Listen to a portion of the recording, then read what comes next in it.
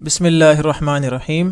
پیارے بچوں، کینٹیب پبلشر کی طرف سے آپ کو خوش آمدید۔ پیارے بچوں، سبق کے دوران جو کتابیں آپ کے پاس ہونی چاہیے ان میں سب سے پہلے اردو کی کتاب آپ کے پاس ہونی چاہیے، اس کے ساتھ اردو کی ورک بک یعنی عملی کتاب، اور کسی مشق میں مدد کے لیے آپ کے پاس ریسورس پیک، اور چھٹیوں کے کام کے لیے سمر پیک بھی آپ کے پاس ہونا چاہیے۔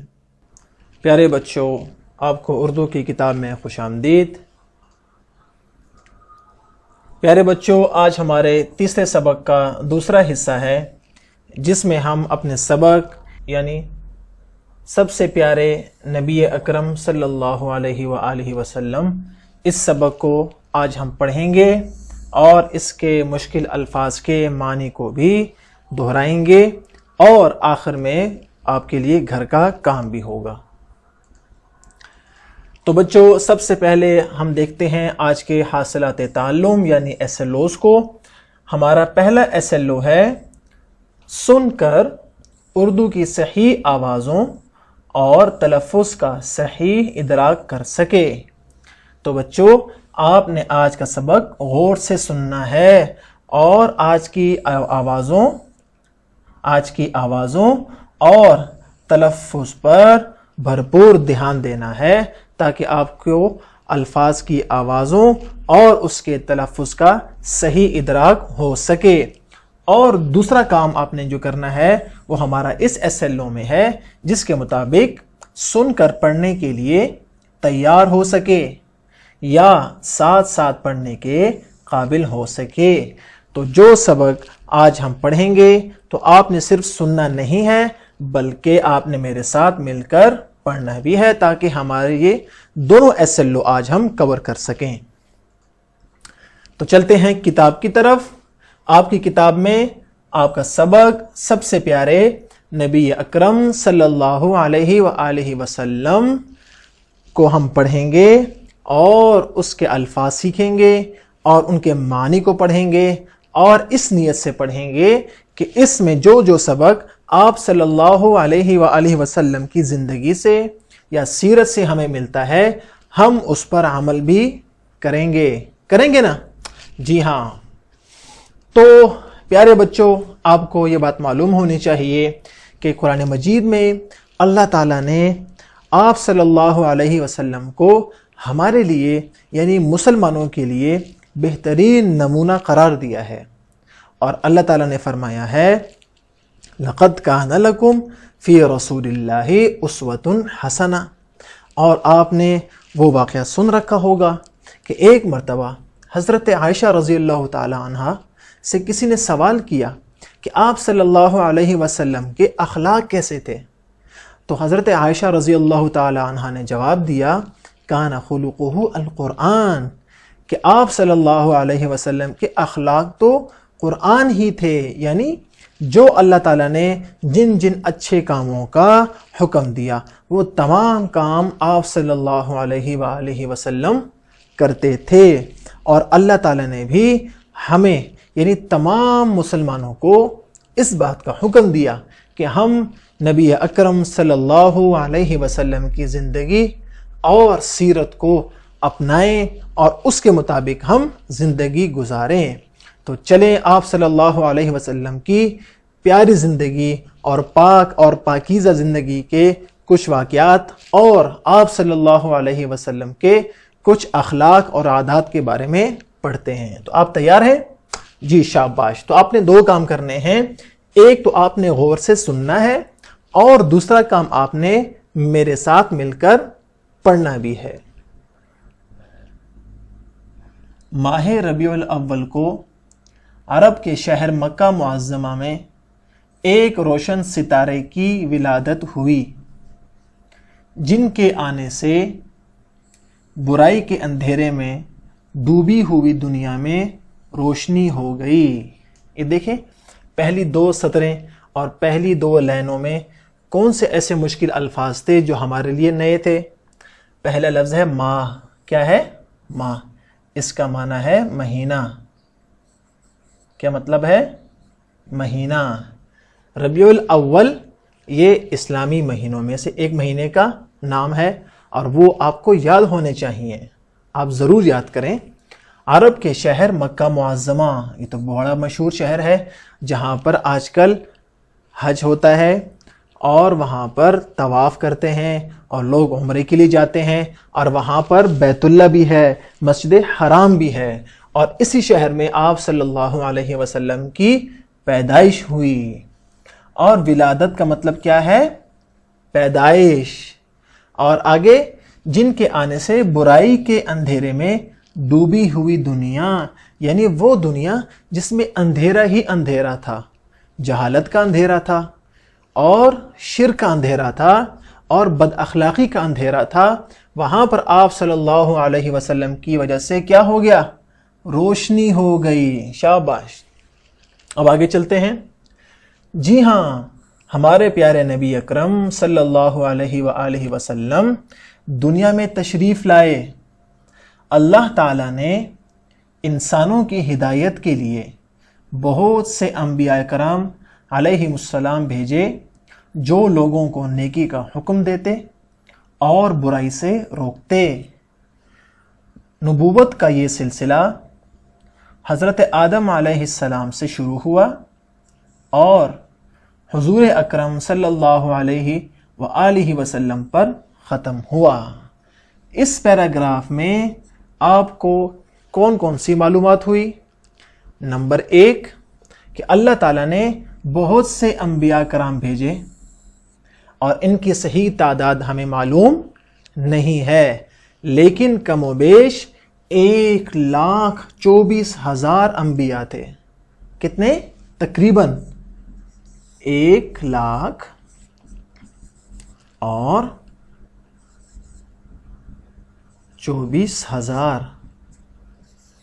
اتنے زیادہ انبیاء اور رسول اللہ تعالیٰ نے بھیجے تھے، اور ان کا کام کیا تھا؟ نیکی کا حکم دیتے لوگوں کو اور برائی سے روکتے بھی تھے. یہ کام کس کا تھا؟ انبیاء کا. اور نبوت کا سلسلہ شروع کہاں سے ہوا؟ حضرت آدم علیہ السلام سے. یعنی اگر آپ سے کوئی یہ پوچھے کہ پہلے نبی کا نام کیا ہے تو آپ کیا کہیں گے؟ حضرت آدم علیہ السلام. کیوں؟ کہ نبوت کا سلسلہ حضرت آدم سے شروع ہوا علیہ السلام اور ختم کہاں ہوا؟ حضور اکرم صلی اللہ علیہ وآلہ وسلم پر. یعنی پہلے نبی کون ہیں؟ حضرت آدم علیہ السلام. اور آخری نبی کون ہے؟ آخری نبی حضرت محمد صلی اللہ علیہ وآلہ وسلم. تو آپ نے یہ یاد رکھنا ہے، پہلے نبی کا نام حضرت آدم علیہ السلام اور آخری نبی کا نام حضرت محمد صلی اللہ علیہ وآلہ وسلم. تو یہ ہمیں معلوم ہوا اس پیراگراف سے، اور اس کے علاوہ اور بھی معلومات ہمیں ملی. اب چلتے ہیں اگلے پیراگراف کی طرف، اور یہ بچوں آپ نے غور سے سننا ہے. اس میں آپ صلی اللہ علیہ وسلم کی بہت سی اچھی عادات بتائی گئی ہیں، اور آپ نے یہ تمام عادات کو اپنی زندگی میں لانا ہے. لائیں گے نا؟ شاباش. تو چلیں شروع کرتے ہیں. آپ صلی اللہ علیہ وآلہ وسلم بچپن ہی سے اچھی عادات کے مالک تھے، یعنی اچھی عادتوں کو اپناتے تھے اور اچھی عادتوں کے ذریعے سے زندگی گزارتے تھے. اور کب سے؟ بچپن سے. تو آپ نے بھی اسی عمر میں اچھی عادتیں اپنانی ہیں. عادات یہ جمع ہے جس کی واحد آتی ہے عادت. ہمیشہ سچ بولتے، جھوٹ کو انتہائی ناپسند فرماتے. تو آپ صلی اللہ علیہ وسلم ہمیشہ سچ بولتے تھے اور جھوٹ کو انتہائی ناپسند یعنی برا سمجھتے تھے. تو بچوں آپ نے بھی ہمیشہ سچ بولنا ہے اور جھوٹ سے آپ نے بھی نفرت کرنی ہے اور اس کو برا سمجھنا ہے. آگے دیکھیں. سب کے ساتھ اچھا سلوک کرتے، غریبوں کی مدد فرماتے، غلاموں اور کمزوروں کا سہارا بنتے. آپ صلی اللہ علیہ وسلم نہ صرف بڑوں کا احترام کرتے بلکہ بچوں کے ساتھ بھی شفقت سے پیش آتے، یعنی بڑوں کی عزت کرتے، بڑوں کا احترام کرتے۔ صرف بڑوں کا احترام نہیں کرتے تھے بلکہ بچوں کے ساتھ بھی شفقت یعنی نرمی والا معاملہ فرماتے تھے۔ تو بچوں، آپ نے بھی بڑوں کا احترام کرنا ہے اور اپنے سے چھوٹے جو بچے ہیں ان پر شفقت کرنی ہے اور نرمی اور رحم دلی سے پیش آنا ہے۔ آگے دیکھیں، آپ صلی اللہ علیہ وسلم سچائی اور ایمانداری کا بے مثال نمونہ ہیں۔ مسلمان تو مسلمان، کافر بھی اپنی امانتیں آپ صلی اللہ علیہ وسلم کے پاس رکھواتے، یعنی آپ صلی اللہ علیہ وسلم کی سچائی اور ایمانداری اتنی مشہور تھی کہ صرف مسلمان ہی نہیں بلکہ وہ کافر جو آپ کے دشمن تھے یا آپ پر ایمان نہیں لے کر آئے تھے، وہ بھی اپنی امانتیں کس کے پاس رکھواتے؟ آپ صلی اللہ علیہ وسلم کے پاس۔ تو دیکھیں سچائی اور ایمانداری کا کتنا بڑا فائدہ ہے اور اس سے کتنی عزت ملتی ہے۔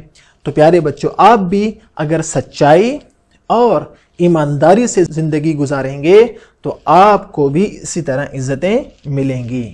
عرب کے لوگ آپ صلی اللہ علیہ وآلہ وسلم کو صادق، امین کے لقب یعنی سچا اور امانت دار کہہ کر پکارتے تھے۔ تو دیکھیں آپ صلی اللہ علیہ وسلم کو کیا کہتے تھے؟ صادق اور امین، اور ان دونوں کا معنی آپ کو آتا ہے، یہ ابھی گزر چکا، سچائی اور ایمانداری۔ صادق کا مطلب سچ بولنے والا اور امین کا مطلب ایماندار اور امانتوں کا خیال کرنے والا۔ آگے دیکھیں، آپ صلی اللہ علیہ وسلم بیماروں کی عیادت کرتے، یعنی ان کا حال احوال پوچھا کرتے اور ان کی خیریت بھی معلوم کیا کرتے۔ عیادت کا یہ مطلب ہے چاہے وہ کافر ہی کیوں نہ ہو، یعنی اگر وہ کافر بھی ہوتا پھر بھی آپ صلی اللہ علیہ وسلم اس کی عیادت فرماتے جب وہ بیمار ہو جاتا۔ آپ صلی اللہ علیہ وسلم نہ کبھی کسی کے لیے بد دعا کرتے۔ آپ صلی اللہ علیہ وسلم ہمیشہ صفائی اور پاکیزگی کو پسند فرماتے۔ تو دیکھیں دو کام اور آپ کے سامنے آ گئے کہ آپ صلی اللہ علیہ وسلم نے کبھی کسی کے لیے بد دعا نہیں کی، اور دوسری اچھی عادت کیا ہے کہ ہمیشہ صفائی اور پاکیزگی کو پسند فرماتے۔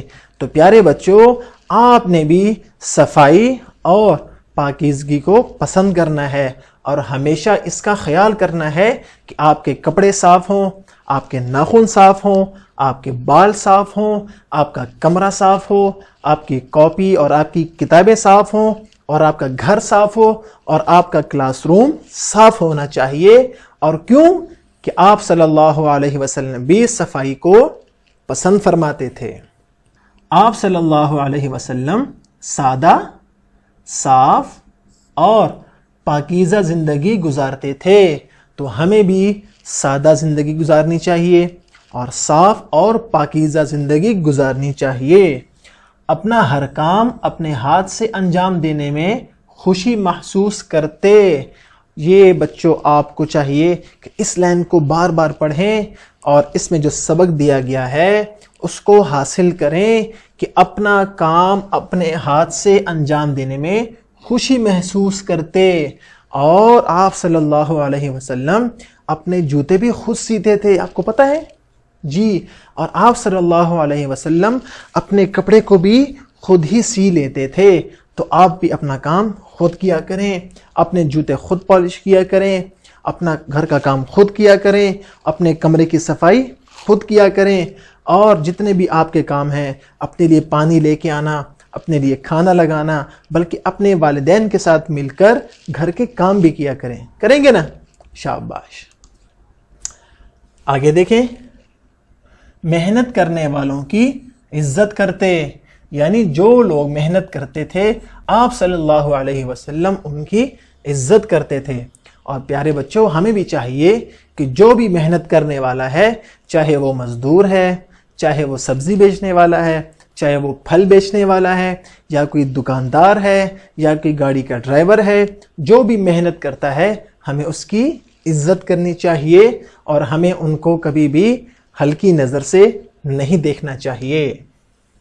ہمارے پیارے نبی اکرم صلی اللہ علیہ وسلم تمام جہانوں کے لیے رحمت بنا کر بھیجے گئے، اور قرآن پاک میں بھی آتا ہے وَمَا أَرْسَلْنَاكَ إِلَّا رَحْمَةً لِلْعَالَمِينَ۔ آپ صلی اللہ علیہ وسلم نے کسی کو کبھی دکھ نہیں پہنچایا۔ دیکھیں کتنی پیاری بات ہے۔ تو پیارے بچوں، ہمیں بھی چاہیے کہ ہم کبھی بھی کسی کو دکھ یا تکلیف نہ پہنچائیں۔ ہم کسی کو آئندہ ماریں گے بھی نہیں، ہم کسی کو ایسی بات بھی نہیں کہیں گے کہ جسے سن کر اسے دکھ ہو۔ ہم آئندہ جھوٹ بھی نہیں بولیں گے، نہ امی کے ساتھ نہ ابو کے ساتھ، تاکہ ان کو کبھی تکلیف نہ ہو۔ اور ہم اپنے والدین کی بات کا کبھی انکار نہیں کریں گے، اور ہمیں وہ جو بات بھی کہیں گے ہم اس پر عمل کریں گے۔ کیوں؟ کہ آپ صلی اللہ علیہ وسلم نے کسی کو دکھ نہیں دیا، تو ہم بھی کسی کو دکھ نہیں دیں گے۔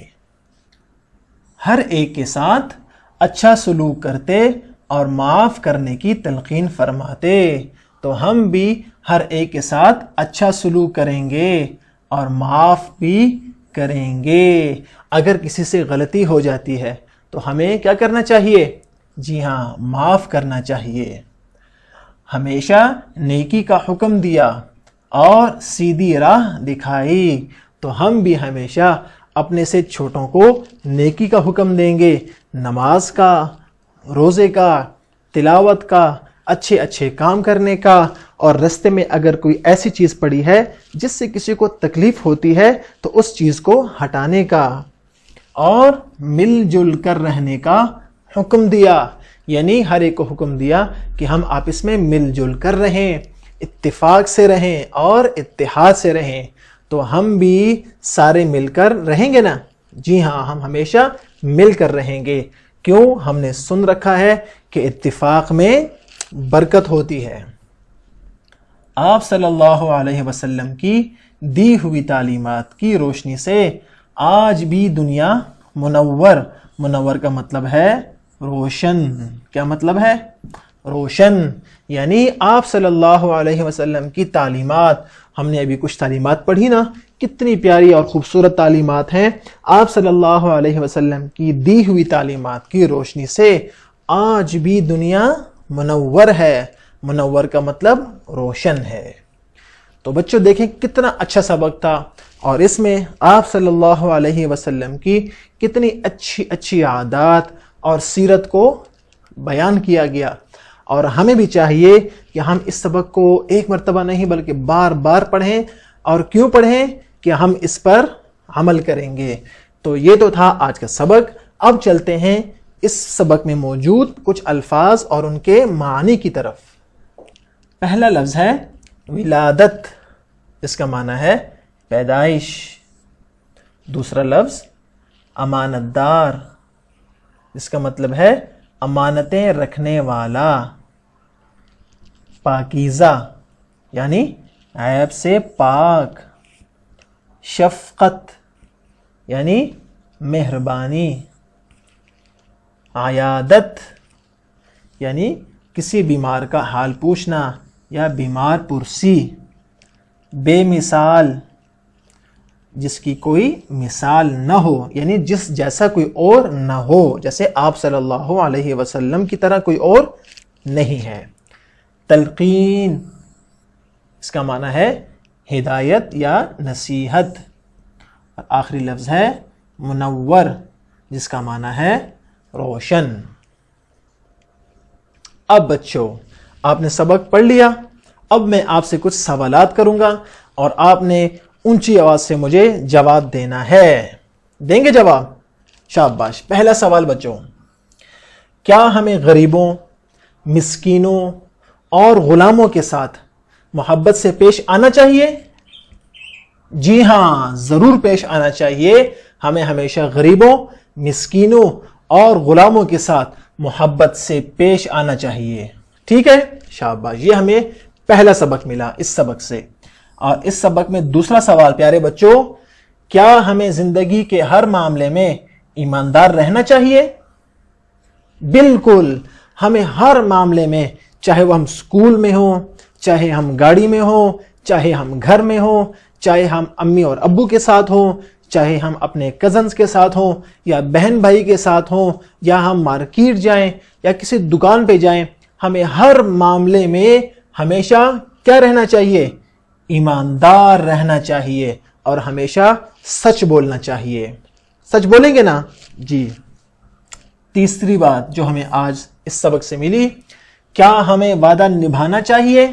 جب ہم کسی سے وعدہ کرتے ہیں تو کیا ہمیں اس وعدے کو پورا کرنا چاہیے؟ جی ہاں، ہمیں اس وعدے کو ضرور پورا کرنا چاہیے۔ کیوں؟